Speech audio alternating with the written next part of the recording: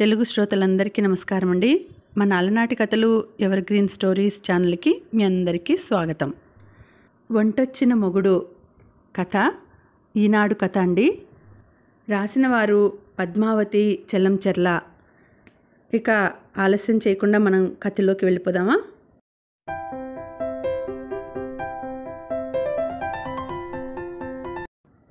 Mixie కింద ఉన్న అలమరలో తెల్ల డబ్బాలో ఉన్నది ఉప్పు కాదా అన్న మాటతో హాల్లోని సోఫాలో కూర్చొని పరీక్ష పేపర్లు దిద్దుతున్న వాసంతి త్రుళ్ళిపాటుతో తలెత్తి చూసింది. హాలు లోపలి గోడకు ఆనుకొని మోచేతి వరకు ఇడ్లీ పిండి అంటిన చేత్తో జవాబు కోసం చూస్తూ నించున్నాడు నందకిషోర్. జారిపోతున్న లుంగీని ఉండలు చుట్టి పైకి దోపి బనియన్ లేకుండా ఇప్పుడిప్పుడే వస్తున్న చిన్న పొట్టతో పనిచేయడం వలన పట్టిన చిరు చెమటతో ఏ భావము పలకని మొహంతో ఒక కాలు గోడకు పైకి తన్నిపట్టి ఇడ్లీ పిండి కారిపోకుండా చేతిని ఎత్తిపట్టి నించున్నాడు. మామూలుగా అయితే ఆ అవతారం నవ్వును తెప్పిస్తుంది. కానీ వాసంతికి కంపరమేసింది. కొంత అయోమయంతో, కొంత భయంతో, కొంత చిరాకుతో. కాదు అని ఏం చేశావు అడిగింది. ఎదురుగా కూర్చున్న ట్యూషన్ పిల్లలు నవ్వుమోహంతో ఉత్సాహంతో చూస్తున్నారు అతని వైపు. ఏం చేయలేదులే, నువ్వంతలా ఇదైపోకు. ఉప్పేమో అనుకుని ఇడ్లీ పిండిలో వేశా. కాదనిపించి నోట్లో వేసుకొని చూసా. వెంటనే మొత్తం కుప్పకుప్పగా తీసేశా. అయినా ముగ్గుపిండి డబ్బా అక్కడ పెట్టుకుంటారా ఎవరైనా? తనదేం తప్పు లేనట్లు సమర్థించుకున్నాడు కిషోర్. పోపు సామాన్లు పెట్టే చోటు వదిలిపెట్టి మిక్సీ కింద ర్యాక్లో చూస్తాడా ఎవడైనా? 2 డాలు ఒత్తి పలుకుతూ ప్రశ్నించింది వాసంతి. అయినా నీకు మోచేతి వరకు పిండి ఎందుకు అంటింది? ఎన్నిసార్లు చెప్పాను గరిటెతో కలపమని. చేతి నిండా గిన్నె నిండా పూసి పెడతావు. నేను వేసినప్పుడు ఇలాగే ఉంటుందా? గిన్నె కానీ చెయ్యి కానీ. చిరాకుగా పేపర్లో తలదూర్చింది. పిల్లలు కూడా టీచర్కి కోపం వచ్చిందని తల దించుకొని చదవడం మొదలుపెట్టారు. ఇడ్లీ పిండి అయినా దోశ పిండి అయినా ఉప్పు వేసినప్పుడు చేత్తో కలిపితేనే సమంగా కలుస్తుంది, రుచిగా కూడా ఉంటుంది. చేయి కడుక్కుంటూ అన్నాడు. మీ బామ్మేగా చెప్పింది. మా అక్క కూడా అదే అంటుంది. మా బావ ఎంత మెచ్చుకుంటారు మా అక్క చేతి వంటను. నువ్వు తింటావుగా, అదంతా చెయ్యి తీరు. నీ మొహం, అదేదో రూల్ అన్నట్లు మాట్లాడకు. పని శుభ్రంగా చేయడం చేత కాదు కానీ కోపంగా అంది. అతను నిలబడిన తీరు ఆడపడుచును గుర్తు చేస్తుంది. ఆవిడ కూడా అంతే. వస్తే వంట నేను చేస్తాలే అమ్మాయి అంటూ కిచెన్లోకి వెళ్తుంది. రాత్రి అదే సమయంలో ఆవిడ సీరియల్స్ కూడా వస్తాయి. వంట చేస్తూ కిచెన్లోకి హాల్లోకి తిరుగుతూ ఉంటుంది. ఏదైనా ముఖ్యమైనవి అనుకుంటే ఆ గోడకు అలాగే ఆనుకుని నించుంటుంది. వాసంతి మొహం చూసి ఇంకేం మాట్లాడలేదు కిషోర్. పిల్లలు వెళ్ళిపోయిన తర్వాత తన పరిస్థితి తలుచుకుంటూ చిరాకును కంట్రోల్ చేసుకుంటూ పేపర్లను కట్టిపెట్టి ట్యూషన్ అయిందనిపించింది వాసంతి. ఇడ్లీ పిండి కలిపిన గిన్నె పక్కన పెట్టేసి నోరు విప్పకుండా న్యూస్ పేపర్ తీసుకొని బాల్కనీలోకి వెళ్ళాడు కిషోర్. అక్కడైతే పెద్దగా అరవదని, ఈలోపు కాస్త కుదుట పడుతుందని. పిల్లలు వెళ్ళిన తర్వాత దిగాలుగా అలాగే సోఫాలో చెరగిల పడిపోయింది. కళ్ళల్లో అసహాయతతో కూడిన సన్నని నీటి పొర. ఈ మాత్రానికేనా అనుకోకండి. ఎవరితో చెప్పుకోవాలి? తన బాధ ఎవరికి అర్థమవుతుంది? తమ్ముడికి చెప్తే మరదలతో సహా కలిసి నవ్వుతారో, స్నేహితురాలతో చెప్తే ఊరుకుందు, రుచిగా వండి పెడితే హాయిగా తిని కూర్చోక అంటుంది. తల్లితో తన బాధ పంచుకుందామంటే మగపిల్లాడితో వంట పని ఇంటి పని చేయించింది చాలక మళ్ళీ వంకలు పెడతావా అంటూ తిడుతుంది. నేను చేయించను మహాప్రభో, తనకే ఆ పనులు ఇష్టం అంటే వినిపించుకోదు. కళ్ళు మూసుకున్న వాసంతికి గతం సినిమాల్లోలా గిరగిరా తిరిగింది. పెళ్లి చూపులు. అబ్బాయికి హైదరాబాదులో మల్టీనేషనల్ కంపెనీలో ఉద్యోగం అనేసరికి మరే విషయాలు స్ఫురించలేదు. Hyderabad software employee. ఇది చాలు కళ్ళు మూసుకొని ఎస్ చెప్పడానికి. విజయవాడలో పుట్టి పెరగడంతో చుట్టాలంతా ఈ చుట్టుపక్కలే. గుంటూరు, తెనాలి, రేపల్లె, బాపట్ల. ఇదే ప్రపంచం, ఇదే లోకం. చిన్నప్పుడే నిర్ణయించుకున్న నా జీవితం భవిష్యత్తు హైదరాబాదేనని. హైదరాబాదు చుట్టూ ఎన్నో కలలు కన్నా. పెద్ద పెద్ద భవనాలు, మల్టీప్లెక్స్లు, మెట్రోలు, రోడ్లు, ఆఫీసులు నాకు కిక్కునిస్తాయి. ఎవరి పని వారు చేసుకుంటూ ఎంత ఆనందంగా ఉంటారు. కానీ ఎక్కడో చిన్న నిరాశ. అమ్మా నాన్న హైదరాబాద్ సంబంధం తెస్తారా, ఒప్పుకుంటారా అని. విజయవాడలోనే స్కూలు, విజయవాడలోనే ఇంటర్, ఇక్కడే డిగ్రీ, ఇక్కడే పీజీ, ఇక్కడే బీఎడ్, ఇక్కడే ఉద్యోగం. నా జీవితంలో కృష్ణానది తప్ప మరేం లేదు. ఛీ! ఇంట్లో సంబంధాలు చూడటం మొదలుపెట్టినప్పుడు ఖచ్చితంగా చెప్పా, హైదరాబాద్ సంబంధం అయితేనే చేసుకుంటానని. దాని మొహంలే అంది అమ్మ పట్టించుకోకుండా. నేను వాళ్ళను పట్టించుకోకుండా హైదరాబాదు కాని సంబంధాన్ని తిరగొట్టేశాను. ఫైనల్గా ఈ సంబంధం వచ్చింది.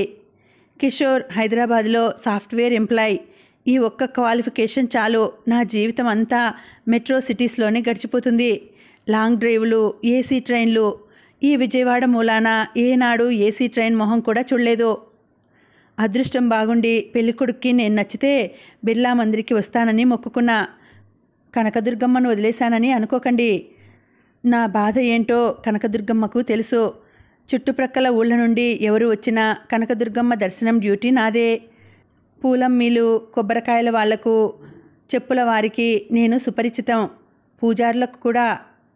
వచ్చిన చుట్టాల సోది వింటూ గుడికి తీసుకెళ్ళి కొబ్బరికాయలు, ప్రసాదాలు కొనిపించుకుని అమ్మవారి దర్శనం చేయించుకొని తీసుకురావడం నా 8వ తరగతి నుండే మొదలు. కొత్తలో బాగున్న తర్వాత చిరాకు, కోపము, ఆ తర్వాత అసహనము పుట్టుకొచ్చింది. నా వల్ల కాదు అని మొత్తుకున్నా. నేర్చుకోవాలి ఇవన్నీ. బెజవాడ అమ్మాయిలు అంటే కత్తి అనిపించుకోవాలి అంటూ సూక్తి రత్నాలు, కొంతలో కొంత ఊరట. కనకదుర్గమ్మతో నా మొర చెవిన వేసేదాన్ని. ఏ మాట కామాటే అమ్మను ఎన్నిసార్లు దర్శించినా చాలదు. నాకు తెలియకుండానే చేతులు జోడించి ప్రశాంతంగా కళ్ళు మూసుకునేదాన్ని. అబ్బాయి వాళ్ళది పొన్నూరు దగ్గర చిన్న ఊరు. తల్లి తండ్రి చిన్నతనంలోనే పోవడంతో నానమ్మ పెంచింది. అక్క తమ్ముడు ఇద్దరికీ 10 ఏళ్ల వ్యత్యాసం ఉంది. బావగారికి రైల్వేస్లో ఉద్యోగం. మనవడు ఎక్కడ కాలేజీలో చేరితే తను అక్కడికి వెళ్ళి ఉంటూ చదివించుకుందట. నాన్నమ్మ హైదరాబాదులో ఉద్యోగంలో చేరితే కూడా తను వదలలేదట. ఇంతకాలం కూడా ఉండి జాగ్రత్తగా చూసుకుందట. పెళ్ళైతే ప్రశాంతంగా ఊపిరి పీల్చుకుంటుందట. ఇక్కడి వాళ్లే కాబట్టి అమ్మా నాన్నలు ఇష్టపడ్డారు. హైదరాబాదు సాఫ్ట్వేర్ ఎంప్లాయ్ కాబట్టి నాకు అంగీకారమే. దుర్గమ్మ తల్లి నా మొర ఆలకించింది. నాకు నేను ముందే చెప్పుకున్నా, అబ్బాయి ఎలా ఉన్నా సర్దుకుపోవాలని. అవ్వా కావాలి, బువ్వా కావాలి అంటే కుదరదు కదా. నిశ్చయించుకున్న పెళ్లికి చూడటం ఎందుకులే అని పెళ్లి చూపుల తంతును నేను పెద్దగా పట్టించుకోలేదు. నా బుర్ర నిండా మెట్రో ట్రైన్లు, మల్టీప్లెక్స్లే తిరగాడుతున్నాయి. నిశ్చితార్థంలో చూశాను. సంతోషం ఉప్పొంగింది. నిజంగా బాగున్నాడో కాదు అందంగా ఉన్నాడో. నాకన్నా కూడా తెల్లగా, ఎత్తుకి తగిన లావుతో హుందాగా కూడా కనిపించాడో. తన ముందు నేనే తేలిపోతాను. ఎందుకు ఒప్పుకున్నాడబ్బా? ఎంక్వైరీలో తేలింది. ఎక్కడో దూరపు చుట్టరికం, మంచి బలగం ఉన్న సంబంధం కావాలని నానమ్మ ఆశ. సో నానమ్మకి మా చుట్టాలు, పలుకుబడి బాగా నచ్చి ఉంటుంది. పాపం 2 పిల్లల్ని పెంచి పెద్ద చేయడానికి ఎన్ని అవస్థలు పడిందో. ఆవిడ్ని దగ్గరే ఉంచుకొని బాగా చూసుకోవాలని నిర్ణయించుకున్నా.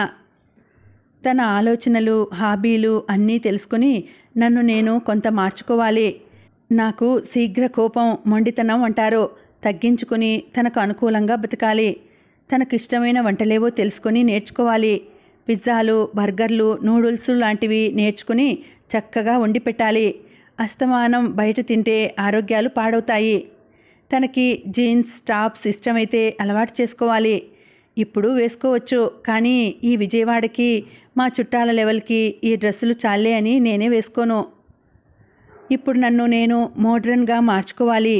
వీకెండ్ పార్టీలకు అలవాటు పడాలి. ఓపెన్ హెయిర్ చాలా బాగుంటుంది.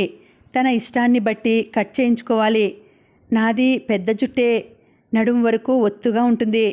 దానికి నూనె రాసి గట్టిగా జడ వేస్తాను. నన్ను చూసి మా విజయవాడ అమ్మాయిలు మొరటుగా, బండగా ఉంటారు అనుకోకండి. ఇక్కడ చాలా ఫ్యాషనబుల్గా ఉంటారు.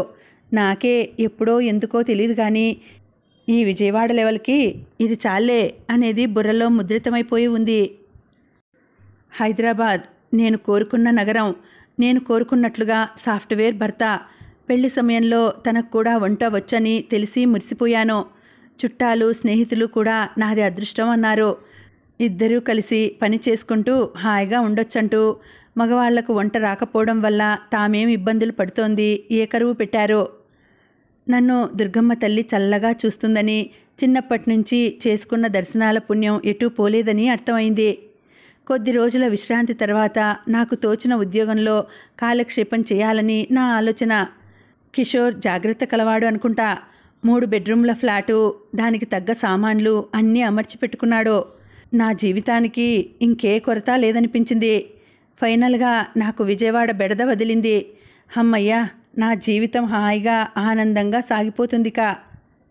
వాసంతి, వాసంతి లే అన్న పిలుపుతో తెల్లారి మెలకువ వచ్చింది. కిషోర్ ఎప్పుడు లేచాడో, ఫ్రెష్గా ఉన్నాడు. స్నానం చేశాడనుకుంటా. టైం చూసా 5:30. 5:30కి మీ స్నానం అయిపోయిందా? ప్రశ్నార్థకంగా చూశాను. యోగా కూడా చేశాను. మీరు యోగా కూడా చేస్తారా?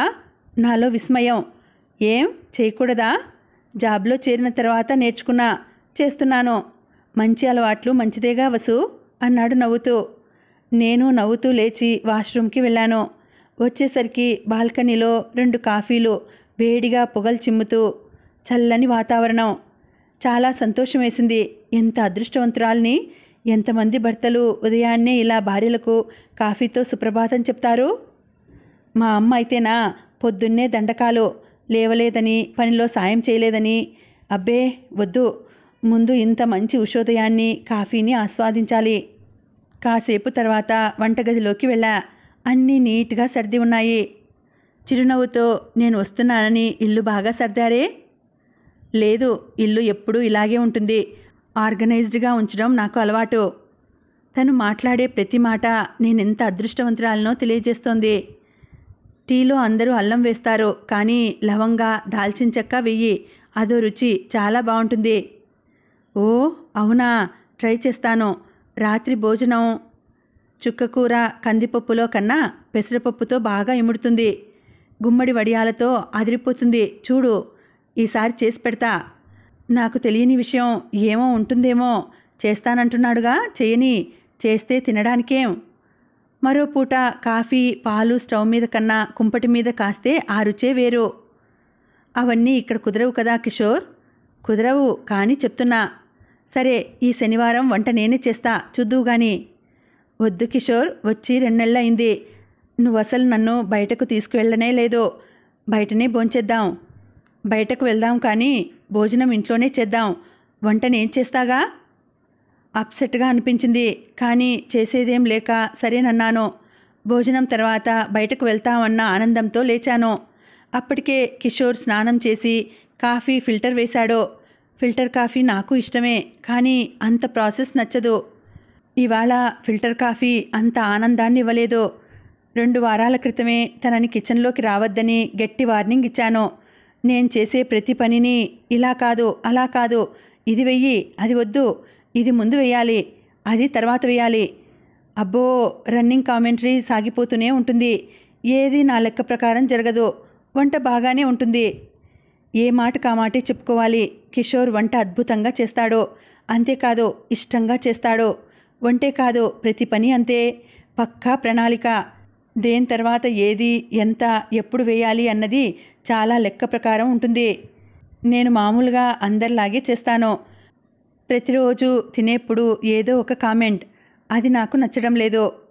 టొమాటో పప్పుకి దొండకాయ వేపుడు బెస్ట్ కాంబినేషన్. అది కూడా దొండకాయలు గుండ్రంగా కోయాలి. దోసకాయ పప్పుకి వంకాయ కొబ్బరికారం సూపర్గా ఉంటుంది. పొడుగు వంకాయలో పొట్లకాయ పెరుగు పచ్చడికి బెండకాయ డీప్ ఫ్రై బాగుంటుంది. సాంబారుకి ఆలూ ఫ్రై కన్నా చేమదుంప మిరియపు కారం బెస్ట్. గుమ్మడి వడియాలు, బియ్యపు వడియాలు, మినప వడియాలు, ఇలా ఏవి దేనితో అద్భుతంగా ఉంటాయో చెప్తూనే ఉంటాడో. ఇవాళ గోంగూర పచ్చడి ఎండుమిరపకాయలతో చెయ్యి. మిరపకాయలతో పాటు ధనియాలు, జీలకర్ర వేయించు. రోజు భోజనం టైంలో ఇదో చర్చ తనకి. మొదట్లో ఇష్టంగానే అనిపించినా రాను రాను చిరాకు మొదలైంది నాకు. కాఫీ, స్నానం, ఆంజనేయ స్వామి గుడి. నువ్వలా కూర్చో, కాసేపట్లో అల్లం వేసి మంచి పెసరట్టు వేసి పెడతా నీకు. పిండి రాత్రే నానేసగా. నువ్వలా కూర్చో, నేను చిటికలో వేసేస్తా. చుర్రుమంది నాకు, కానీ ఆకలి వేస్తోంది.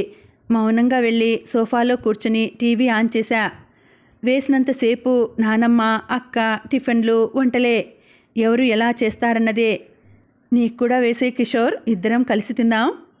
వద్దొద్దు, పెసరట్టు వేడిగానే తినాలి, చల్లారితే బాగోదు. నువ్వు తినేసేయి, అంటూ ప్లేట్ తీసుకొచ్చాడు. వేడి వేడి పెసరట్టు, నెయ్యి కారుతూ. ఆత్మారాముడు తృప్తిపడ్డాడు. తను కూడా తెచ్చుకొని తింటూ ఏవేవో చెప్తున్నాడు. వింటున్నాను. ఈసారి మా ఊరు వెళ్ళినప్పుడు మంగళంలో వేయించిన కందిపప్పుతో గోంగూర పప్పు చేసి పెడతాను. అది తింటే నువ్వు ఈ పచ్చిపప్పు అసలు నోట్లో పెట్టవు. మంగళమా? అయ్యో, అది కూడా తెలీదా వసు? అదేదో 8వ వింతలా చూశాడు. తెలీదు ముక్తసరిగా అన్నా. హాయిగా పెసరట్టు తిన్న ఆనందం లేకుండా ఈ టాపిక్ నాకు నచ్చడం లేదు. మంగళం అంటే మొదలుపెట్టాడు ప్రక్కనే కూర్చుంటూ. అబ్బా, ఎందుకడిగానా అనిపించింది. వద్దు కిషోర్, వంట చేసుకోవాలిగా, వదిలేయి. లేదా బయటకు వెళ్ళి భోంచేసి సరదాగా సినిమాకు వెళ్దాం అన్నాను. అతనికి బయట తినడం నచ్చదు. బయట వద్దు, నే చేస్తానుగా. ఎంతో టైం పట్టదు, నువ్వు ఏమీ చేయనక్కర్లేదు. ఇది విను ముందు, ఎంత బాగుంటుందో వంట చేస్తూ చెప్తాలే. అయిష్టంగానే కూర్చున్నాను. మంగళం అంటే కళ్ళు అరమోడ్పులయ్యాయి. ఒక్కోసారి కుండలు పగిలిపోతాయిగా. ఆ పగిలిన కుండలో క్రింద భాగం అన్నమాట. దాన్ని పొయ్యి లేదా కుంపటి మీద పెట్టి పప్పు వేయించుతారు. మంట పెద్దగా పెట్టకూడదు. సన్న సెగ మీద దోరగా వేయించాలి. నా కళ్ళు ఎప్పుడు మూత పడిపోయాయో తెలీదు.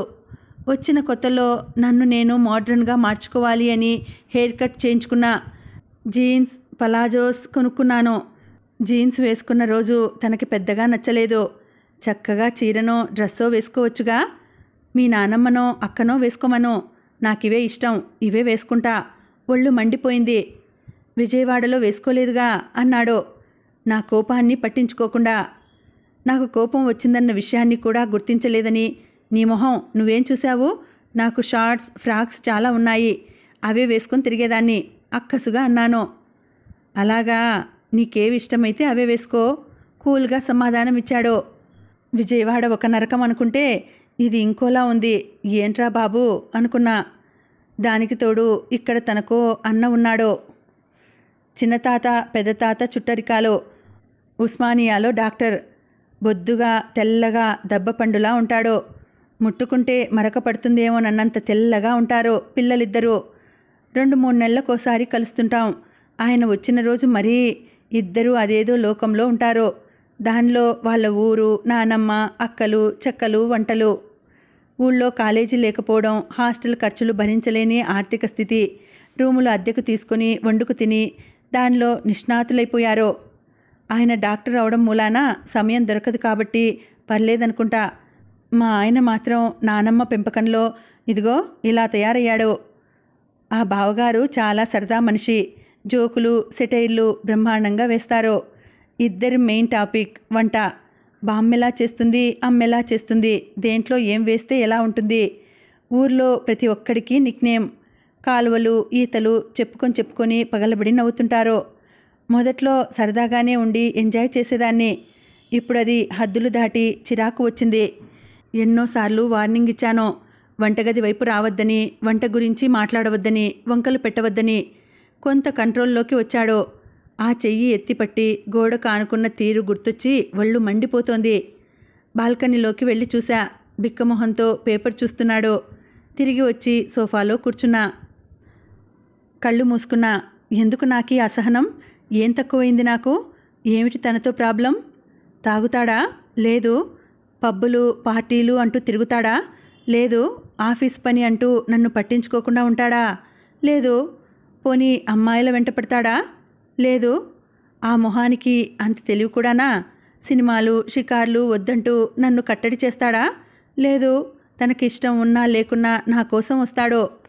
నానమ్మ పెంపకంలో అతి జాగ్రత్తగా పెరిగాడు. అలాగే అతి మంచిగా తయారయ్యాడు. జీవితాన్ని పద్ధతిగా జీవించాలి అనుకుంటాడు. అన్నింటికీ మించి నన్ను ఏనాడు ఒక్క మాట అనడు. చాలామంది భర్తల్లా భార్యని చిన్నచూపు చూడడు. నాన్న బాబాయిలు అమ్మను పిన్నిలను ఎలా ట్రీట్ చేస్తారు? అసలు స్వాతంత్ర్యం ఉందా? వాళ్ళ అజమాయిషిని భరిస్తూ అలా బతికేస్తూ ఉంటారు. నేను ఉద్యోగం చేయడం చేయకపోవడం నా ఇష్టానికి వదిలేశాడు. నేను ఫ్రాక్స్ జీన్స్ ఏం వేసుకున్నా అభ్యంతరం చెప్పడు. నన్ను నేను అప్డేట్గా ఉంచుకోవడం కోసం బోధన నాకిష్టం కాబట్టి స్కూల్లో ఉద్యోగం చేస్తున్నా. దేనికి అడ్డు చెప్పడు. స్త్రీలకు పెద్దలకు గౌరవం ఇవ్వాలంటాడు. వీటన్నింటిలో ఏం తప్పు ఉంది? నాకు తను అవుట్డేటెడ్గా ఎందుకు కనిపిస్తున్నాడు? నాకెలా టీచింగ్ మీద ఇష్టమో తనకి వంట మీద ఇష్టం కావచ్చు. అది నాకెందుకు కష్టాన్ని కలిగిస్తోంది? లేచి బాల్కనీలోకి వెళ్ళా. బాచీ, అది వాళ్ళ నాన్నమ్మగారి పిలుపు. ఆకలేస్తోంది, అన్నం తిందాంరా. ఉల్లిపాయలు సన్నగా తరిగి అల్లం పచ్చిమిర్చి వేసి 1 స్పూన్ శనగపిండి కలిపి కొత్తిమీర కరివేపాకు దిట్టంగా వేసి ఆమ్లెట్ వేద్దురా. ఈలోపు నేనన్నీ సర్దుతా, తనకిష్టమైన వివరణతో చెప్పా.